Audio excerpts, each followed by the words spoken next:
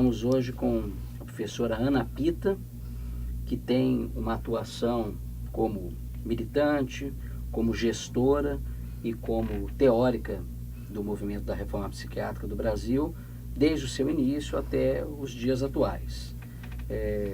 Boa tarde, professora. Nós gostaríamos que a senhora, ao se apresentar, começasse a contar a sua trajetória, né, de militância, de participação, desde o início da sua formação acadêmica em medicina, né, passando pela rede de alternativas à psiquiatria e nos dando o seu depoimento, a sua história de vida e a sua análise atual desse movimento.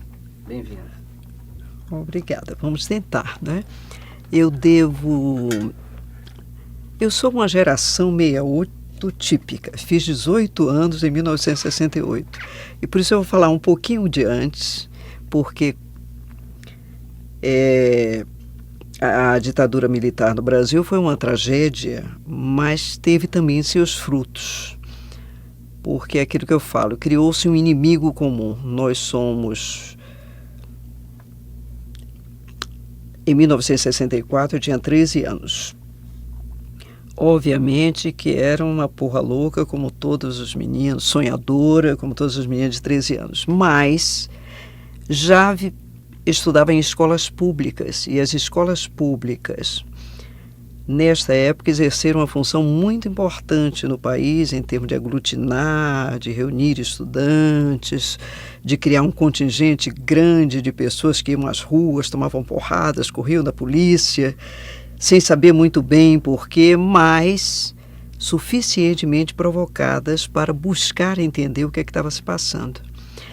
Então eu estudei, né, eu sou filha de um pedagogo e de uma dona de casa muito simples, e estudei sempre em escolas públicas, e nessas escolas eu fui justo seguindo uma certa trajetória de inquietudes. Primeiro no curso de ginásio, participei do movimento secundarista, mas meio como massa, como seguindo os líderes locais. Mas no colegial eu entrei para o Colégio Central da Bahia, que foi uma escola de militância política de muita gente. Não é?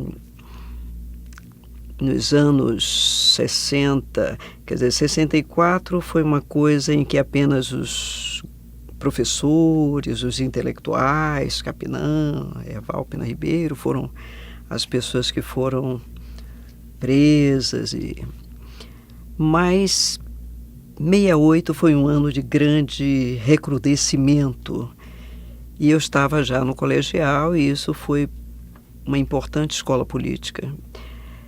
E como militante do movimento secundarista, conheci muitas lideranças. Na época das prisões, visitávamos essas pessoas nos seus... Fui testemunha de defesa do Zé Sérgio Gabrielli, que hoje está meio atrapalhado aí com as coisas da Petrobras, mas que foi uma pessoa de grande solidez política a essa época. Então, para não fazer muita história, o problema dos velhos é essa memória, não é? Aí farta. Eu vou passar para a Faculdade de Medicina. Então, eu sou de uma época que estudar em escola pública era passaporte para você passar em vestibulares bem. Não precisava fazer cursinhos, não havia essa exclusão de estar numa escola privada para ter chance de acesso a uma boa universidade. Então entrei na universidade pública, e aí tinha já até porque tinha uma boa potência vocal, enfrentava professor, e naquela ocasião houve uma certa mudança, quer dizer, para você militar numa faculdade, você tinha de ser bom aluno, não podia... E tinha de fazer a sua militância sem demonstrar muito o que estava sendo, para que isso não gerasse prisão e não realmente um trabalho político mais consequente. Então, por força disso e porque todos os diretórios, 68 foi brutal, né? Todas as expressões de organização estudantil foram inibidas, os diretórios acadêmicos todos fechados. Então, tínhamos pequenos espaços de representação estudantil na Faculdade de Medicina da Bahia, que era que foi um núcleo importante de organização política, de enfrentamento da milícia, do Toninho Malvadeza, enfim, era um núcleo importante. Medicina, direito e administração também eram polos interessantes. A educação um pouco, filosofia. Então, a essa época, eu fui representante de alunos na congregação e no conselho departamental, que era o que era instituído, mas fui recrutada para ser membro de um partido comunista clandestina, não é? Uma representante clandestina, toda a representação não é estudantil nas suas diferentes organizações eram clandestinas. E isso para mim foi uma escola especial. É ali que estudava os manuscritos econômicos, filosóficos. Marx era estudado ali, não é? Apesar de estar fazendo medicina. E também tive já interesses para o trabalho acadêmico na universidade. E os meus professores mais interessantes eram também pessoas de esquerda, militantes. Então foi um caldo de cultura interessante. E aí se juntaram essas ideias, né, de luta pela liberdade, por uma sociedade mais justa socialmente, com escolhas profissionais. Então, saúde mental, a vida psíquica das pessoas entra nesse momento. Talvez nas minhas próprias maluquices, inquietudes e esses professores. Então, desde o terceiro ano de medicina que eu estou na universidade, como monitora de psicologia médica, depois psiquiatria, fazendo pesquisas em manicômios, né? O primeiro inquérito de população internada em psiquiatria na Bahia, fizemos essa, aliás, uma observação. A essa época, a Bahia exercia nacionalmente o movimento da psiquiatria baiana, era uma coisa também bastante vital, que desapareceu com o tempo. Hoje eu volto à Bahia e tenho muita dificuldade em encontrar parceiros mais inquietos, mais aguerridos para o enfrentamento de situações que ainda não estão boas lá. Embora tenha encontrado alguns professores que estão lá, ou pessoas da rede que têm sido bons parceiros. Alguns deles também militantes do mesmo partido da época. Então, Domingos Coutinho, Jordão, Gurgel. Mas aí fizemos o que foi possível na Faculdade de Medicina e chegou o tempo de... Mas é isso que eu queria, que eu achei interessante, é que você articular. Havia uma pedagogia democrática, quer dizer, as pessoas tinham um inimigo comum, tinham de lutar contra isso, tinha de fazê-lo não ostensivamente, tinha de... Enfim... Havia antropofagias dos diferentes grupos políticos, mas havia também um quê de solidariedade, de superação, de estar juntos. Por exemplo, eu era militante de um partido, não sei nem se meus colegas sabiam, mas na hora que havia uma eleição, todos se juntavam para eleger aquela pessoa, e aquela pessoa era eleita, depois tomava porrada porque não tinha conseguido exatamente tudo que era almejado, mas vai assim. Mas aí chega o momento final do curso. Assim, isso se confunde também com escolhas amorosas, com escolhas de modos de habitar, não é? Então eu casei com o meu melhor amigo e colega no 2º ano de medicina, separei no 6º. E durante esse período, embora fôssemos todos de classe média, alguns até de classe média alta, moramos numa comunidade, que foi também um local muito interessante. Éramos amigos do Caetano, do Veloso, íamos passar as festas com a canoa em Santo Amaro, e naquela casa que morávamos, redigíamos boletins, recebíamos a Voz Operária, fazíamos várias iniciativas. 3 deles eram editores da Tribuna da Bahia, que tinha chegado lá naquela época com Hamilton de Almeida. Então, havia um caldo de cultura democrática, participativa. E é deste modo que eu saí da Bahia, porque não tinha espaço para trabalhar lá, nem a universidade, que se tornou mais conservadora. Os professores mais arrojados foram cassados ou foram afastados. Aliás, conseguimos até fazer uma greve para que um deles, que era apenas um patologista de chagas importantes, Hilton Andrade, voltasse ao curso, porque era tido como comunista. Estudar patologias regionais era uma coisa proibida. E durante o período que eu era representante, fizemos essa greve e ele retomou o trabalho.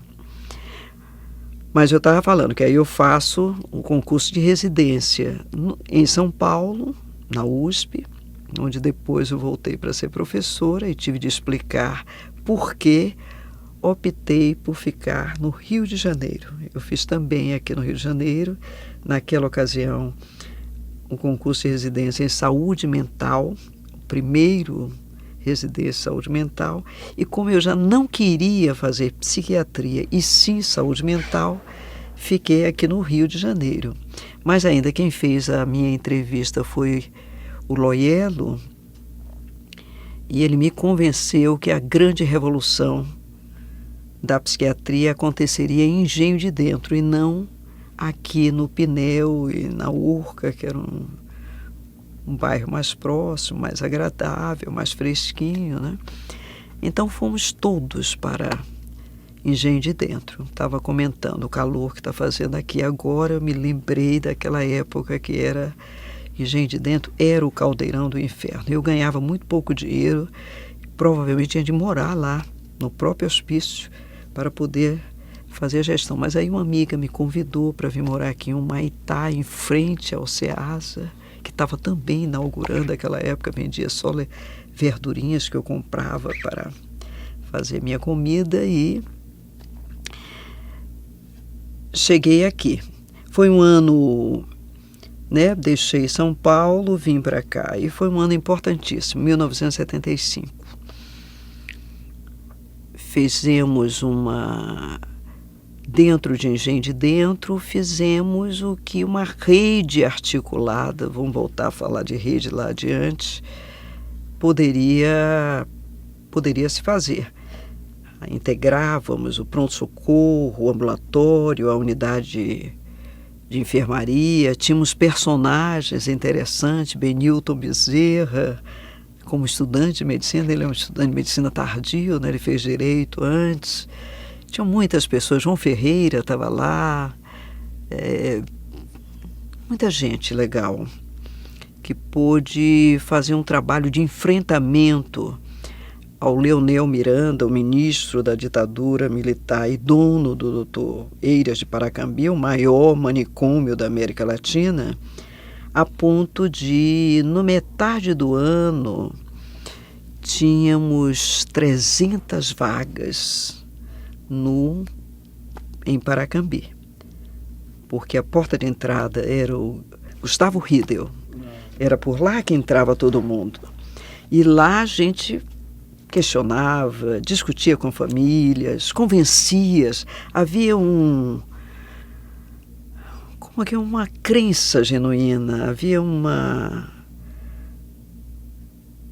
certeza ética que o certo, o justo era lutar pelo respeito à liberdade daquelas pessoas.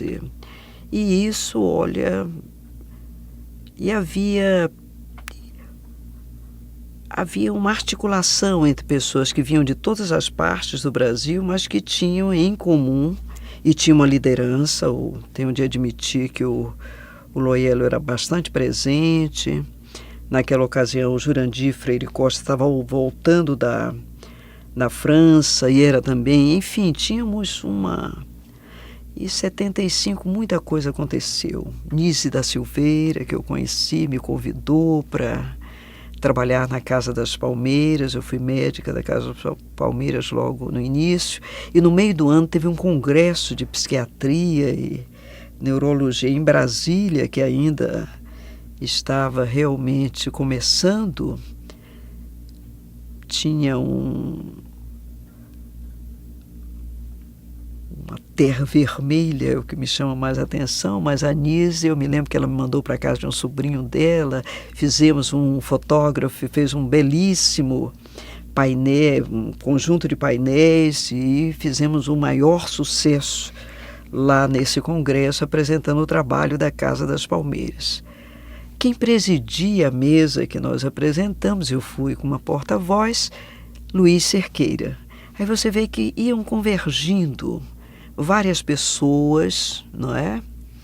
Com interesses comuns, e é assim que vai entrando neste rol Paulo Amarante, Pedro Gabriel, Joel Birman, Jurandir, o pessoal lá da Colônia Juliano Moreira, que estava também fazendo trabalhos interessantes. Enfim, fomos nos juntando. E aí foi muito importante as visitas que recebemos à ocasião.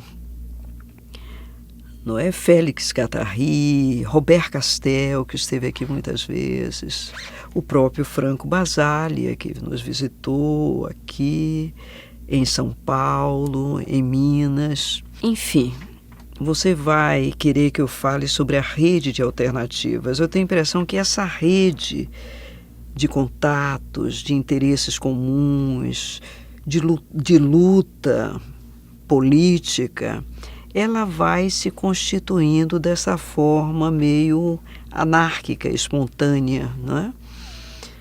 Eu passei aqui no Rio um ano e fizemos o que foi possível, até porque a minha residência acabou, o ministro acabou com a residência no metade do caminho, e por outras razões, incluindo amorosas, eu fui para São Paulo.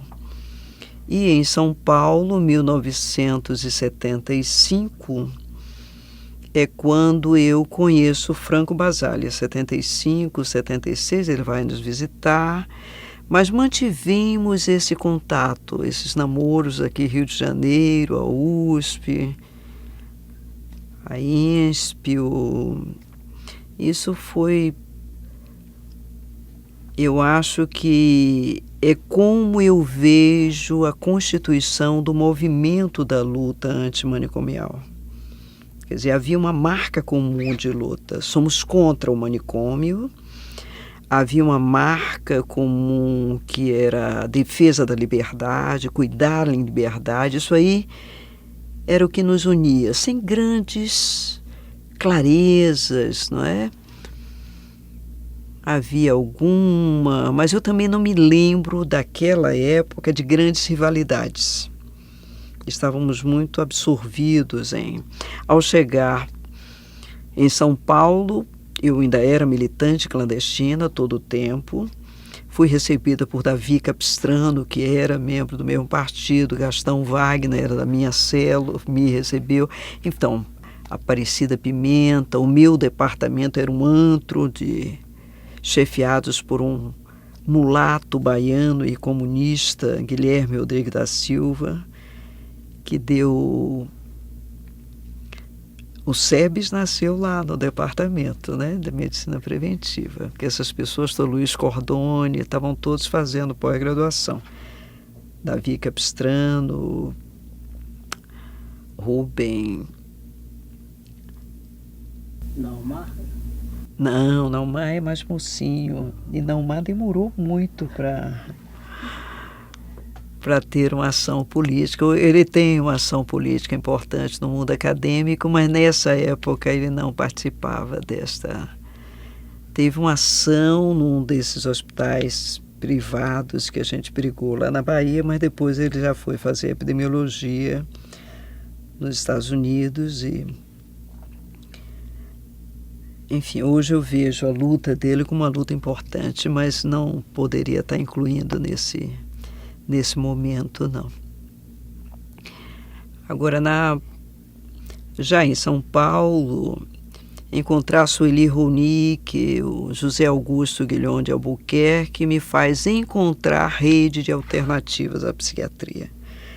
Aí já estamos pelo ano de 78, 79, que é quando também acontecem aqui no Brasil encontros importantes, como o congresso aqui de psicanálise, grupos e instituições. Teve também a APIA, que trabalhava com infância e adolescência, onde muita gente importante para o movimento chegou até aqui. E daqui também, nomes como Jurandir, Freire Costa, Joel Birman, né, escreveram no congresso da APIA, inicialmente. E é também quando jovens como Paulo, lá em São Paulo, Jairo Goldberg, enfim, havia uma rede no sentido até mais moderno, sabe, de encontros, afastamentos, encontros e afastamentos, e tudo isso culminou neste encontro com um convite para participarmos no México, em Cuernavaca, da rede de alternativas à psiquiatria no ano de 80. 79, no encontro aqui no Congresso de Minas Gerais, o Basaglia esteve com a gente. Já estava doente, sentia muita dor de cabeça, mas não tinha certeza se já estava diagnosticado com o tumor cerebral que o matou, né, que o levou. Mas ele esteve com a gente. E aí fizemos encontros em Minas Gerais durante 2 anos. Foi um certo cenário importante da reforma psiquiátrica, tanto em Belo Horizonte quanto em Barbacena.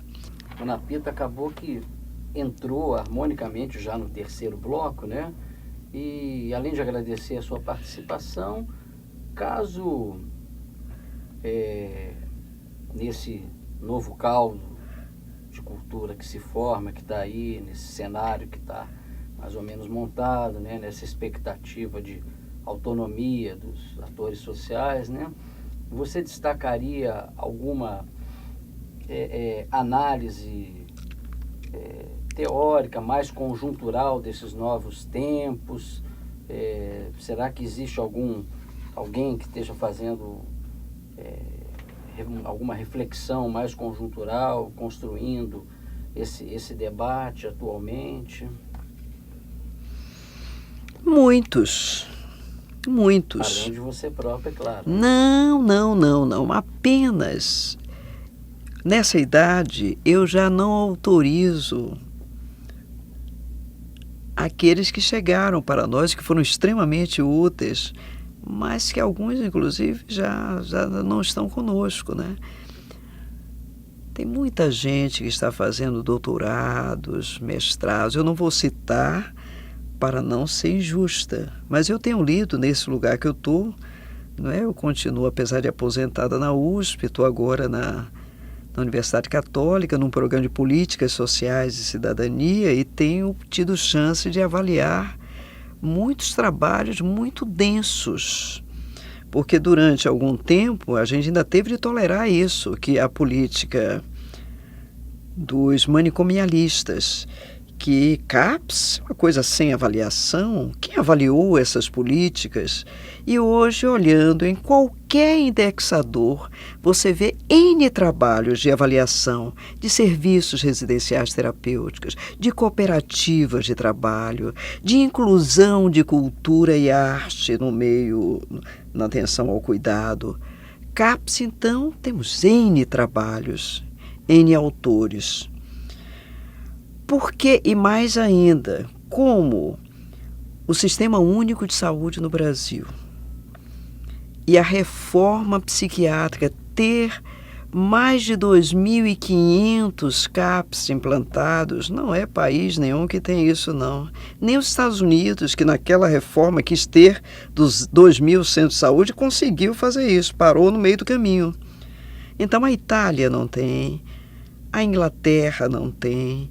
Então o Brasil é em si um desafio. E tem muitos autores nacionais que estão podendo refletir essa realidade. Agora, eu não poderia estar citando, exceto se eu falar nos nossos amigos aqui comuns, mas eu prefiro usar essas últimas palavras para estimular esse pessoalzinho que está fazendo especialização, que está saindo de serviços para se habilitar, mestrados, mestrandos, doutorandos, que estão podendo debruçar-se sobre essa realidade. Tem vários núcleos, eu tenho acompanhado o grupo de Campinas lá, não é, com a Rosana, e tenho me encantado. Aqui mesmo, aqui tem vários, de vez em quando eu venho aqui e venho com muito prazer. A Áudria, preciso ver aqui o trabalho da minha amiga aqui da comunicação, acabo de olhar a Leandra fazendo um trabalho sobre literatura, expressões, né? Trabalhando, integrando pessoas que estiveram muito distantes. Né? Todo mundo fala do alienista, de Machado de Assis, cita como o nosso teórico tupiniquim, mas a gente nunca teve a ousadia de juntar isso com cuidado concreto que se faz às pessoas. Por quê? Porque, de algum modo, nós estávamos amordaçados por uma academia formal que colocava como científico apenas aquilo que obedecia meia dúzia de quadrados. Ou você que está me entrevistando, que eu acabo de saber que é da área de antropologia, quanto... Né? Os antropólogos, os sociólogos, não é? Têm trazido de elementos inovadores para enxergarmos a loucura e esses novos lugares que os loucos ocupam como cenários de instigação teórica. Estava vendo uma coisa bonita, até cliquei aí na minha rede social, Deleuze falando quantos traços da loucura são realmente disruptores, inovadores. Então, quer os clássicos, e aí Deleuze, Guattari, essas pessoas ainda são absolutamente interessantes para a nossa leitura, mas eu acho mais instigantes que isso, é o modo como o Brasil está produzindo uma cultura manicomial reflexiva de boa qualidade, através desses novos atores também no campo teórico, no campo acadêmico. E cabe a gente estar atenta para valorizá-los. Então, novamente, muito obrigado, em nome do Projeto Memória da Reforma Psiquiátrica.